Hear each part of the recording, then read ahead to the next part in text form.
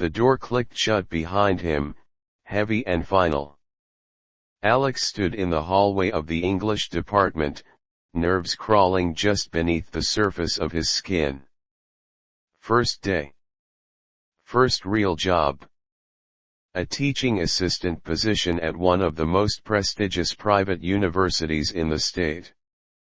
He ran a hand through his tousled dark hair and adjusted the strap of his satchel. He had dressed carefully, dark jeans, a tucked-in white shirt, sleeves rolled to the elbow. Casual, clean, confident. He wasn't. He checked the office number again, 214B. Professor Clara Morrow. The name carried weight. Notorious for being brilliant, ruthless, and intimidating as hell. Some said she never smiled. Others said she broke more graduate assistants than any professor on campus. He raised his fist to knock. The door opened before he touched it. A woman stood in the doorway, tall, poised, and more striking than any of the online photos had prepared him for. Shoulder-length dark auburn hair framed a face that looked like it had been carved from marble, elegant, sharp cheekbones, full lips painted with a shade of deep red, and eyes the color of stormy seas. She wore a black silk blouse tucked into high-waisted trousers that hugged her curves like they had been tailored just for her. And those heels, tall, black, perfect posture. She looked him up and down, expression unreadable. "You're late," she said coolly. I'm 5 minutes early," Alex stammered. Her eyebrow arched. 5 minutes early is on time for a student. Not for someone assisting me. He blinked. "Sorry. I didn't realize." "You will." She stepped aside and gestured him in. "Close the door." The office was everything he expected from someone like her, organized, stylish, a little intimidating. Leather-bound books, dark wood shelves, a clean desk with everything perfectly aligned. There were framed degrees from Columbia and Oxford. No personal photos. No warmth. She gestured to the chair across from her desk. He sat. She didn't. Professor Morrow walked around behind the desk and perched on the edge rather than sit, crossing one leg over the other. Her blouse pulled just enough to hint at the curve of her chest. She either didn't notice or didn't care that his eyes darted, for a second, too long. "I read your thesis proposal," she said, voice smooth as wine. "You have potential. But potential is cheap." Alex swallowed. "I'm willing to work hard." "You'll need to. I don't tolerate mediocrity. My previous assistant lasted 3 weeks before crying in the restroom." Noted. A flicker of something amusement, maybe touched her lips, but it was gone in a blink.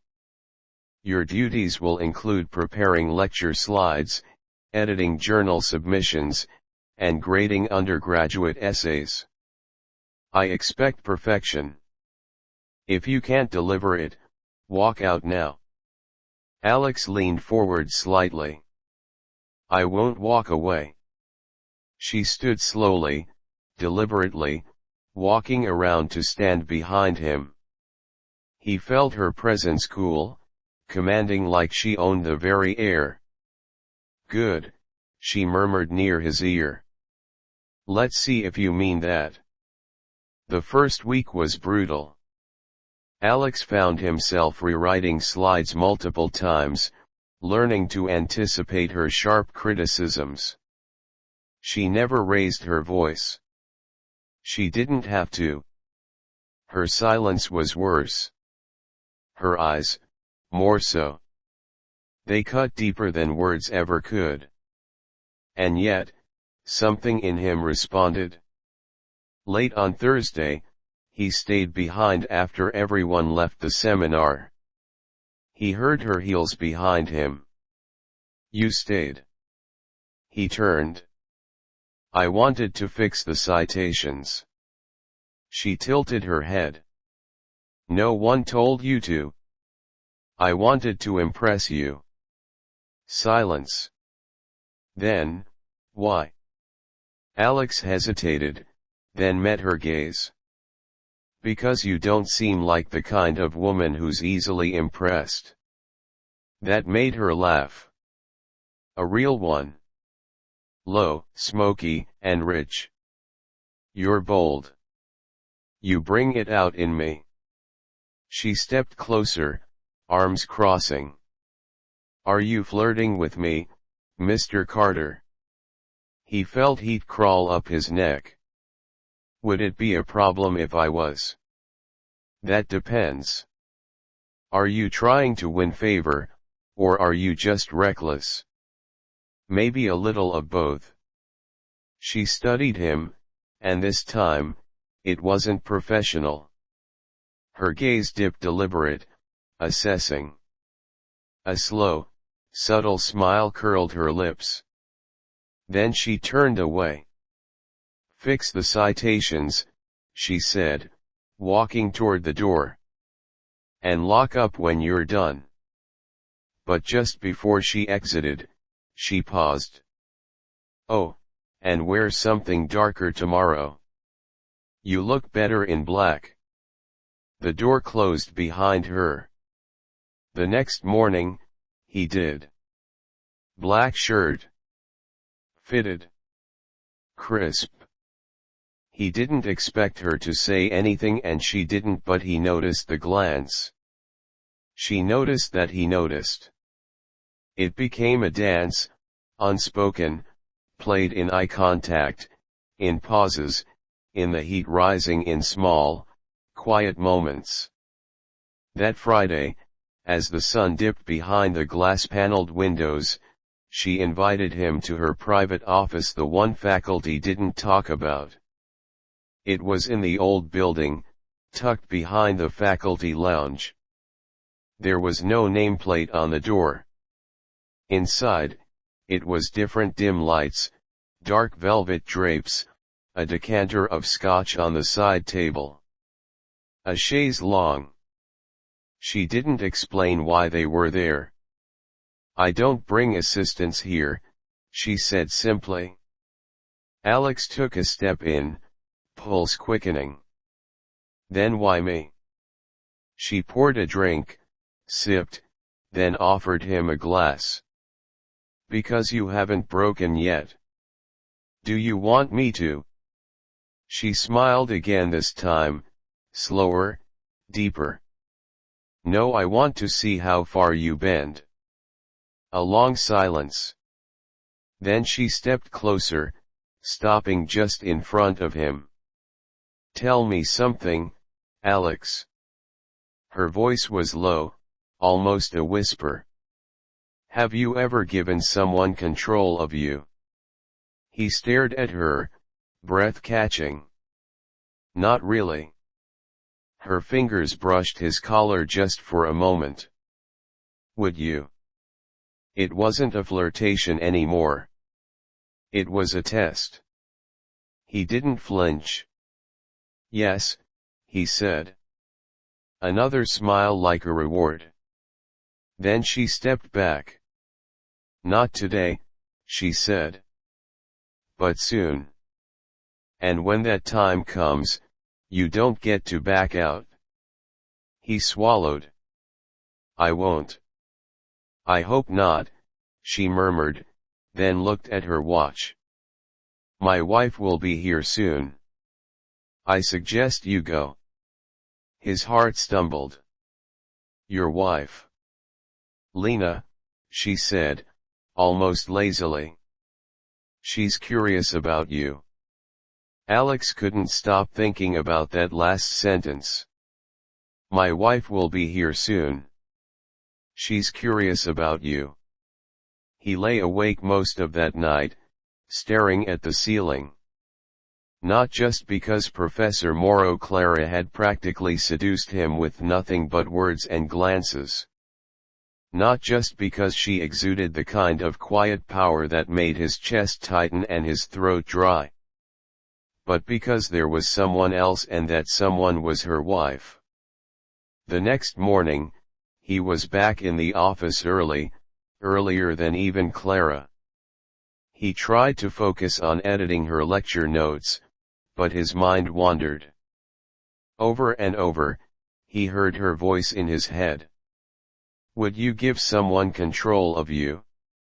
The way she said it, like she already owned him and was simply waiting for him to realize it. The door opened. Clara stepped in, looking like she'd just walked out of a noir film, a dark burgundy dress, hair in a twist, black heels again. She didn't look at him right away. Just poured herself a black coffee and sat behind the desk. I like initiative, she said, eyes finally meeting his.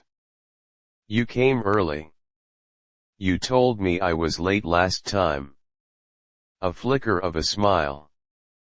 Well remembered. He waited, pulse picking up. She didn't mention last night. Or her wife. Just handed him a stack of papers to review, and for an hour, they worked in silence. Until a knock interrupted. Then he saw her. Lena. She was nothing like Clara's, shorter, with a lithe frame, a long leather jacket over a tight-fitting blouse and pants. Her hair was platinum blonde, buzzed on the sides and swept back on top. A small stud glinted above her lip. And her presence. Electric. Clara stood. Alex, meet my wife. Lena's eyes sparkled as she looked him over, openly, and without shame. So this is the new assistant. She held out her hand. Her nails were painted black. Nice to meet you. Alex took it. Firm grip. Warm. She didn't let go immediately. I can see why you're keeping him, Lena said to Clara, still holding Alex's hand. He's cute. Clara's tone was calm, but sharp. He's capable. Lena finally let go and sat on the edge of Clara's desk, kicking one booted foot. You didn't tell me he had that eager puppy thing going on. Clara raised an eyebrow. He's a hard worker. I bet. Lena turned to Alex. Are you always this quiet? Alex cleared his throat. I just don't want to say the wrong thing. Lena grinned. Now that's a dangerous way to think. There was a pause, heavy with something unspoken. Clara didn't interrupt. She watched. Lena leaned in a bit. Tell me, Alex, do you like being told what to do? He froze. Clara's voice came calm, smooth. Answer her.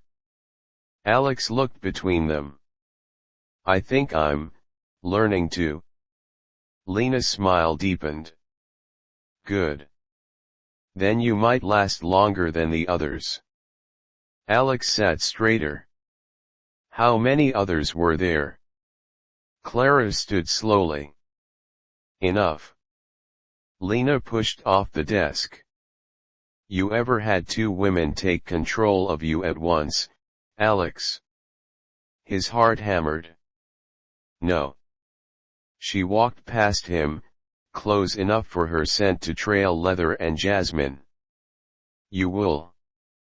Then she was gone. Just like that. No goodbye. Just a smirk and a glance that made his knees weak. Clara sat again. Her eyes were darker now. I think she likes you, she said. Alex exhaled. She's intense. Clara tilted her head. She's used to breaking toys. You're not a toy, are you? No, he said, too quickly. Are you sure? He met her gaze. Test me. She smiled. I already am. The weeks that followed blurred together in a dance of tension, challenge, and heat. Alex spent more and more time in Clara's office. Sometimes Lena was there. Sometimes not. But her presence never really left. It lingered like perfume in the air, like the weight of a gaze when no one was looking. It became a routine. Clara would assign him tasks, watch him sweat under pressure, then reward him with the smallest gesture, a word of approval, a touch on the wrist, a glance that made him feel like he'd won something sacred. Lena, on the other hand, treated him like a game. One afternoon, he entered the private office to find Lena alone. She sat in Clara's chair, legs crossed, sipping red wine like it was her throne. She didn't stand. You're early, she said. You're not Clara. No, she agreed. But I'm the fun one. Alex shifted. Should I wait outside? Lena tilted her head. You don't have to be afraid of me, you know. I'm not. She stood and walked toward him, slow, graceful. Good. Because I think Clara's starting to like you too much. What does that mean? Lena stopped inches from him. It means, she has a habit of falling for projects. I prefer my boys when they know their place. Alex held her gaze. What place is that? She smiled, reached out, and brushed imaginary dust from his collar. Beneath us. He didn't answer. She stepped closer, now chest to chest. Is that a problem? His breath hitched. Not necessarily. Then I think we're going to get along just fine. That Friday night, Clara invited him to her home. The email was simple. Dinner 8 p.m. Dress well. Do not be late. Alex stood outside the townhouse door at exactly 7:57. Black shirt, blazer, slacks. He checked his reflection 3 times before ringing the bell. Lena opened the door. This time, she wore a deep green dress that clung to her like it was jealous of her skin. Her hair was slicked back. Her lips, dark red. Right on time, she purred. Clara hates waiting. She stepped aside. The interior was minimalistic, modern, but warm. Soft lighting, dark wood, art pieces that looked like they cost more than his rent.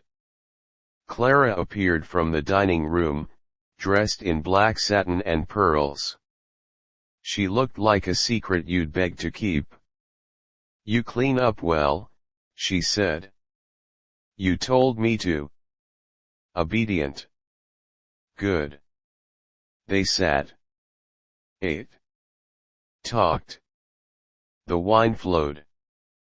The conversation danced between literature, politics, and subtle, charged flirtation. Lena touched his thigh once. Clara touched his neck. Both touches felt like sparks. After dessert, Clara stood. Come, she said. No room for questions. They led him to a lounge dimly lit, soundproofed. There was music playing. Slow jazz. There were no windows. Just a velvet couch, a mirror, and silence. Clara turned to him. Take off your jacket. He obeyed. Lena walked behind him, fingers dragging along his shoulder blades. You're still too tense. Alex swallowed. It's a lot. Clara stepped closer. Too much. He shook his head. No. Then kneel. He hesitated. Then knelt. Clara ran her fingers through his hair. You're learning. Lena sat on the couch, legs crossed. He might actually be worth the time. Clara circled him like a panther. Are you willing to give us control tonight, Alex? She asked. Yes, he said. I trust you. Clara leaned down, whispering into his ear. Then remember, when you enter our world, you don't get to walk out unchanged. He nodded. I'm ready. Alex had never knelt for anyone before. Not like that. Not with his heartbeat thundering in his chest. Not with the hum of power in the air, thick and electric. And certainly not in front of two women who looked like they'd stepped out of some dark fantasy he wasn't sure he deserved to live through. Clara moved with the elegance of someone who knew exactly what effect she had. Her heels clicked as she circled him, fingers occasionally grazing his shoulder, his jaw, the back of his neck, light touches that made his entire body clench with anticipation. Lena sat nearby, legs curled under her, watching. There was something feral in her smile. She enjoyed the show, but even more, she enjoyed his reaction to the show. Clara finally stopped in front of him. Do you trust us, Alex? He looked up. Yes. Enough to give us control for one night? No safe word, no games, just the trust that we won't break you. He swallowed. Yes. Lena raised an eyebrow. That's a dangerous answer, sweetheart. Clara tilted her head. We won't push too far. But if you can't handle honesty, this ends now. Alex took a slow breath. I want this. Clara nodded once. Good. The evening wasn't what he expected. Not harsh. Not humiliating. But structured, an elegant dance of commands and submission, of soft restraint and whispered instructions that made every nerve stand at attention. They didn't tie him. They didn't touch him beyond the edges of clothing and hair, and yet he felt more owned in those moments than he had in any past relationship. Because it was never just about the body. It was about the mind. The questions came in carefully timed intervals. Would you kiss me if I allowed it? Yes. What if I told you to stay still? I'd obey. What if Lena whispered things into your ear you couldn't forget? I'd listen. Lena did whisper, eventually low, erotic words that curled down his spine like a silk rope. Clara made him sit with his hands on his thighs, unmoving, eyes forward, while they stood close, spoke softly to each other, occasionally glancing back at him. It drove him mad. And they knew it. This, Clara said softly, brushing a single finger along his jaw, isn't about teasing you, Alex. It's about showing you who you really are when everything is stripped away. Lena moved behind him, her voice velvet. You think this is about sex? He nodded instinctively. Isn't it? Clara chuckled. Sex is easy. Control is art. Later, when the night grew late and Clara dismissed him with a single "You may leave now," Alex stood shakily, unsure if he was grateful or disappointed. Lena walked him to the door. Before he could speak, she leaned in close. "You handled that well." He nodded. "Thank you. You're not broken." "Not yet." "That's rare." He met her gaze. "Are you trying to?" Lena smirked. "Only the parts that don't serve you anymore." He didn't sleep much that night. Monday came like nothing had happened. Clara greeted him with a professional nod, handed him a list of tasks, and didn't mention a word about Friday. She didn't need to. The shift had already happened. The classroom changed, too. She gave him more responsibility. Let him handle student discussion groups. Trusted him with her notes. Occasionally left small, sharp comments in red ink on the pages he handed back. "Too safe. Dig deeper. This isn't how I taught you. You're holding back." Why? He loved every mark. One afternoon, after a lecture on gender and power in 19th century literature, Clara called him into her office. "Sit."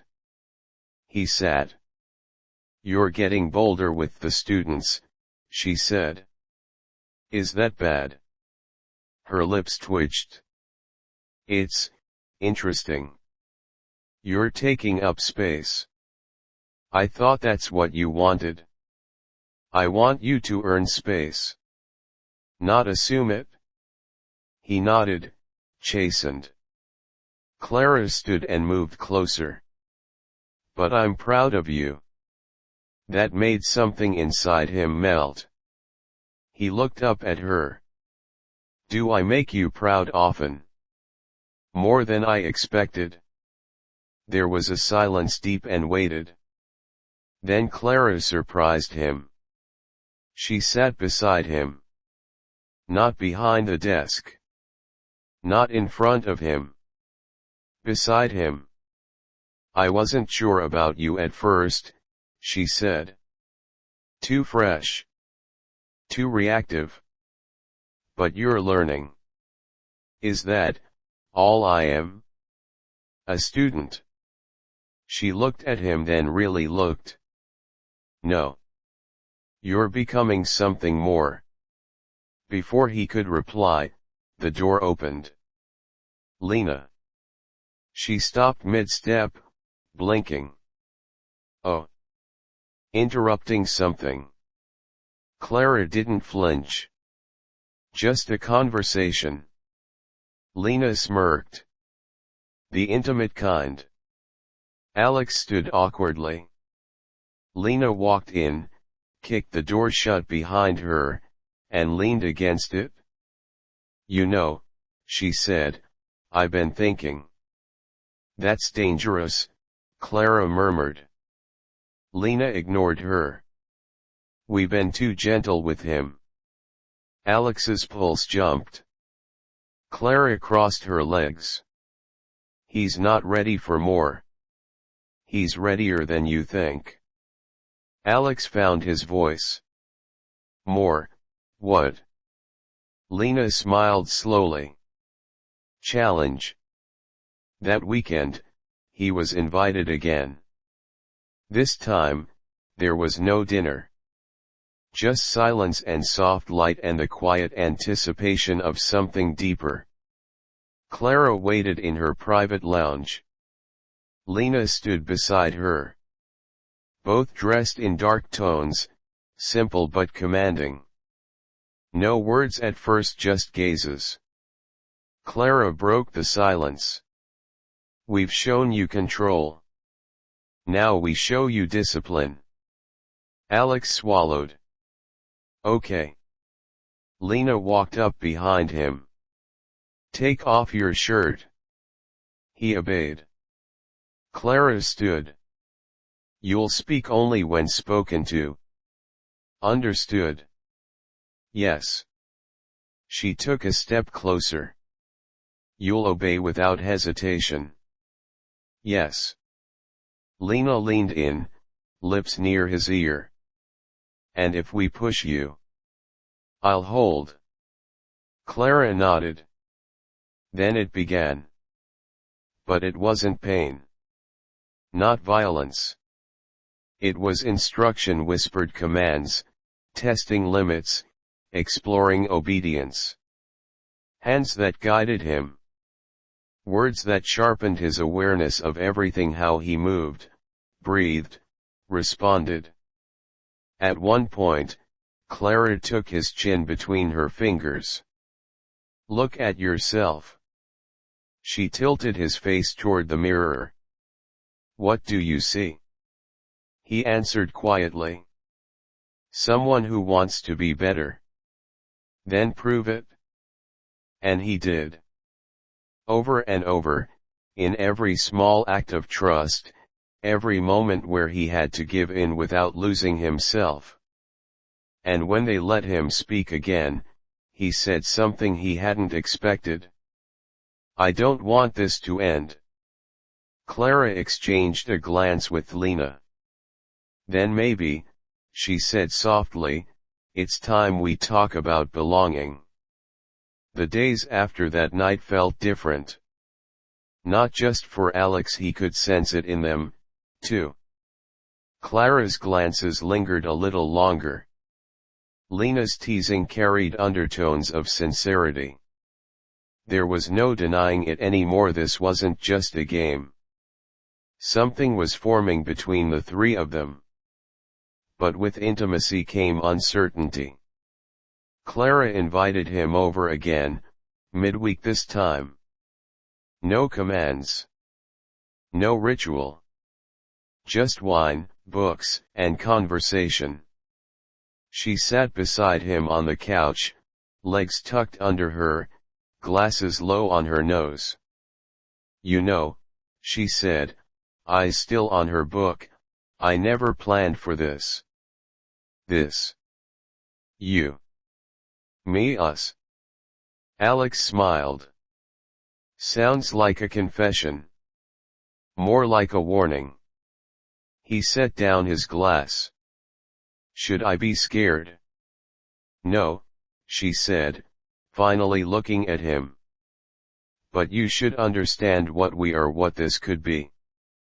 Then tell me. She didn't answer right away.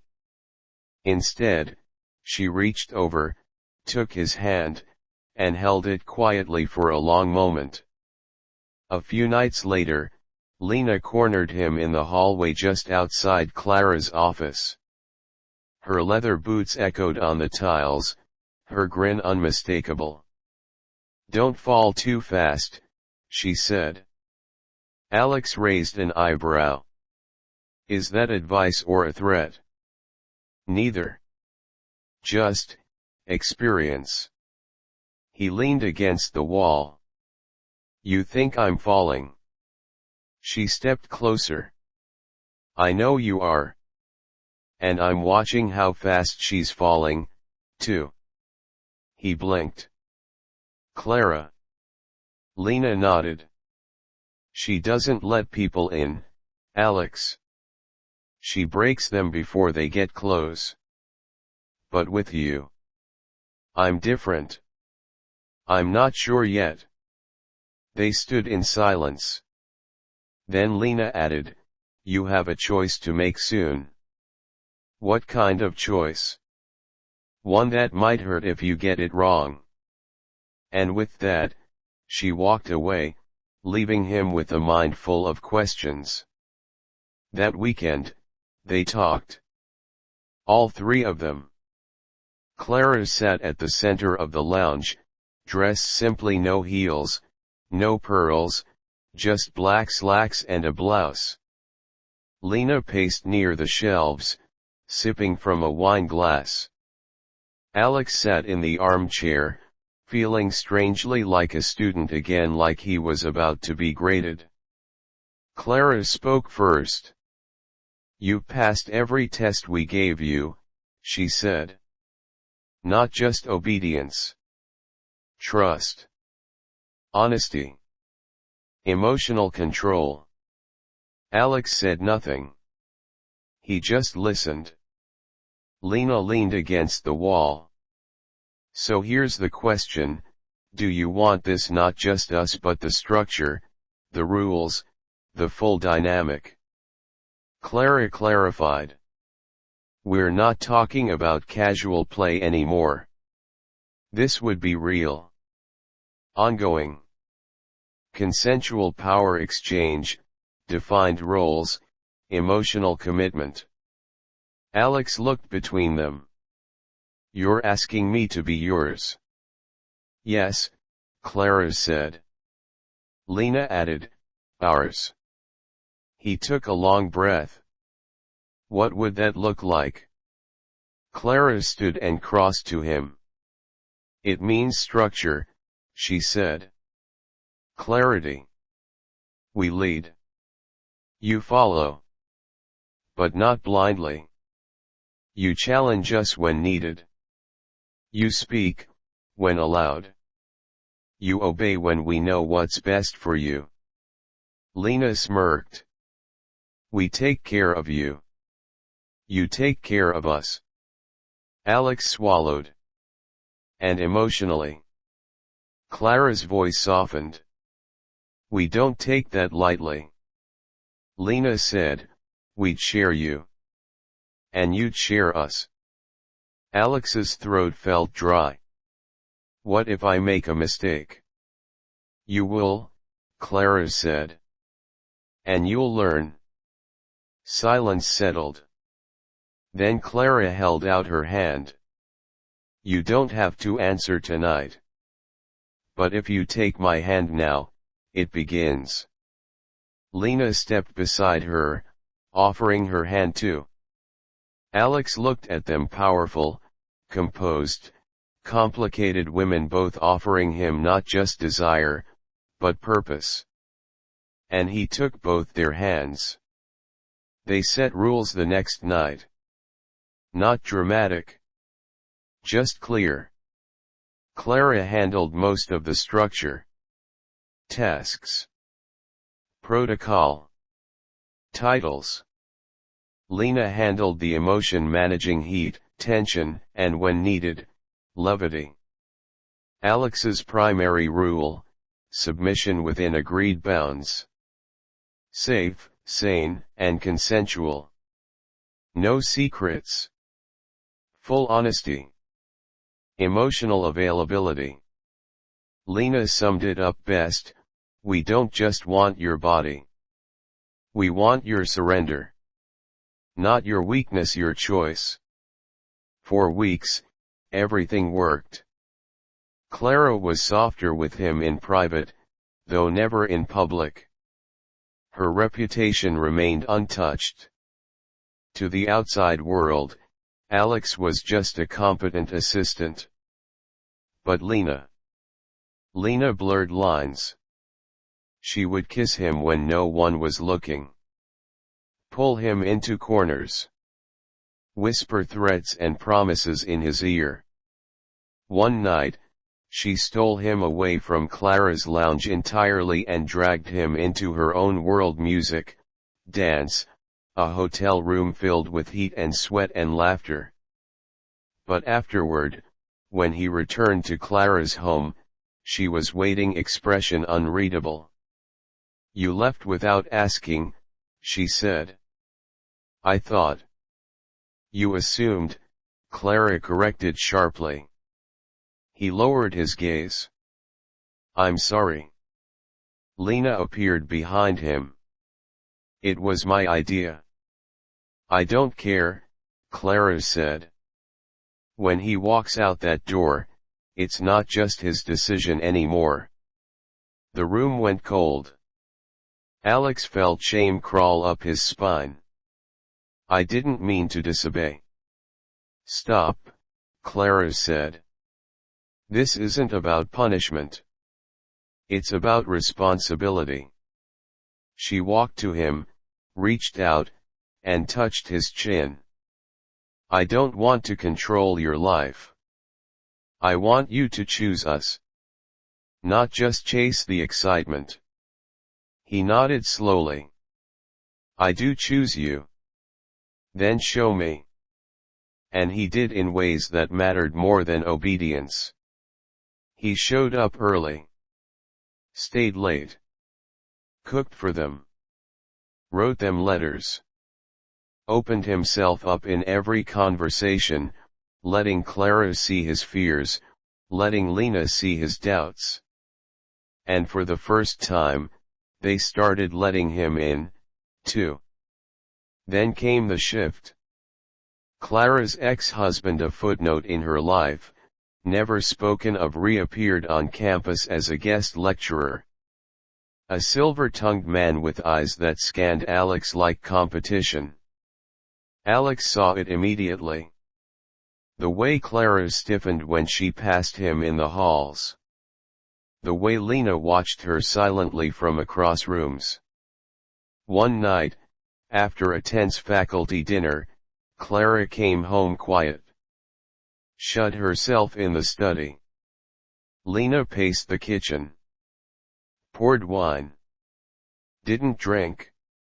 She's shaken, she finally said. Why? She doesn't talk about him. He hurt her. Badly. Alex frowned. Should I go to her? Lena shook her head. No. Not yet. So he waited. And finally, after midnight, Clara emerged. Her makeup gone. Her hair down. Her shoulders vulnerable. Alex stood. She looked at him for a long moment. Then simply said, "Hold me." So he did. No commands. No roles. Just her in his arms.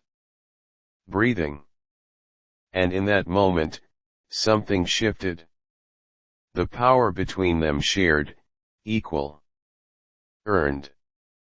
The morning after Clara asked him to hold her, everything felt different. She didn't speak of her ex-husband again. Not directly. But something in her had shifted. Softer, somehow. Her walls had not just cracked, they had opened. Alex felt it when she brushed his hair back while pouring coffee. When she let her fingers linger too long on his shoulder in front of Lena. When, for the first time, she kissed him goodbye. Not as a dominant. Not as a professor. But as a woman who was letting someone in. Lena noticed. Of course she did. That night, as Clara corrected papers in her office, Lena pulled Alex aside into the spare room and shut the door. She didn't speak for a moment, just looked at him. Her sharp, icy features were unreadable. I'm not jealous, she said finally. But I'm watching. Alex met her eyes. Watching what? How deep you're falling. I thought that was the point. It is, she said. But I need to know something. What? Her voice dropped. Are you in this because it turns you on, or because you believe in it? He didn't answer immediately. I'm here because I trust you, he said. Both of you. Lena stepped closer. Then you're ready for the final step. He blinked. There's a final step. There's always a final step, she said. And then 1,000 more. The invitation came in the form of a handwritten note on Clara's desk the next day. Tonight. Come prepared. Leave fear at the door. See. That evening, when Alex entered the familiar lounge space, he found it transformed. The lights were dimmed to a low glow. Candles lined the perimeter. A playlist hummed softly in the background: strings, piano, heartbeat percussion. Clara stood in the center, dressed in flowing black. Lena leaned against the bookshelf, wearing a collar of deep emerald leather, striking, symbolic, proud. Alex stood still. "What is this?" Clara approached slowly. "You've proven your devotion, your discipline, your willingness to surrender. But this, tonight, is about your voice." "My voice?" "Yes," Lena said, pushing off the wall. "Tonight, we give you the control." Alex's heart skipped. "What?" Clara stepped even closer. "You've earned our trust. But have we earned yours?" Lena's voice was a challenge. "You say you choose us. Let's see if you mean it." Alex swallowed hard. "What does that mean?" Clara tilted her head. "For one night, you lead." The silence that followed was louder than any moan, any command. Alex's breath caught. You want me to dominate you." "Not permanently," Clara said. "But long enough to prove something." Lena smiled. "It's the final reversal. If you can take control with love, not ego, you'll understand the power you've been giving all along." He wasn't sure he could do it.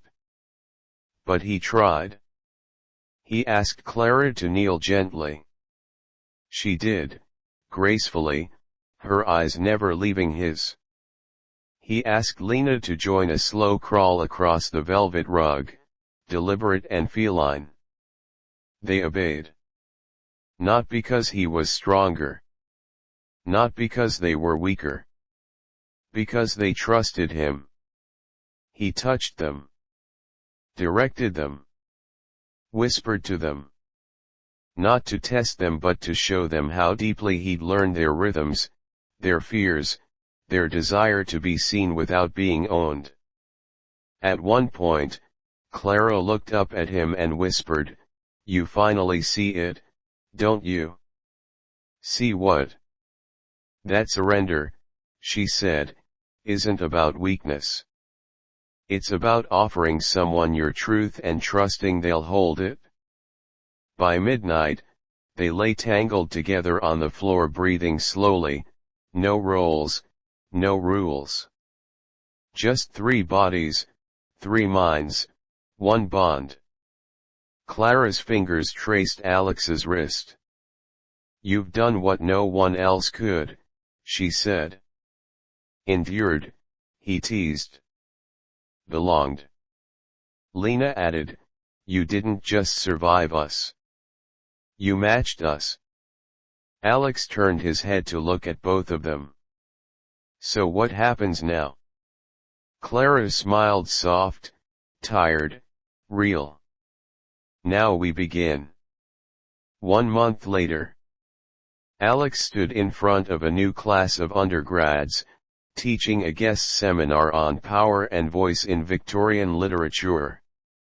Clara watched from the back of the room, arms crossed, a rare smile on her lips. After the class, as the students filed out, Lena appeared beside her, leather jacket slung over her shoulder, chewing gum like a delinquent professor. "He's getting good," Lena murmured. Clara nodded. "He's becoming." They waited until the last student left.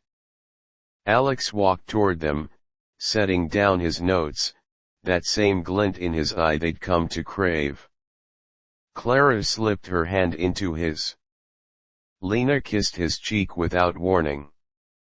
And just like that, the three of them exited no longer a triangle of danger and tension, but a trinity built on choice, surrender, and strength. The end.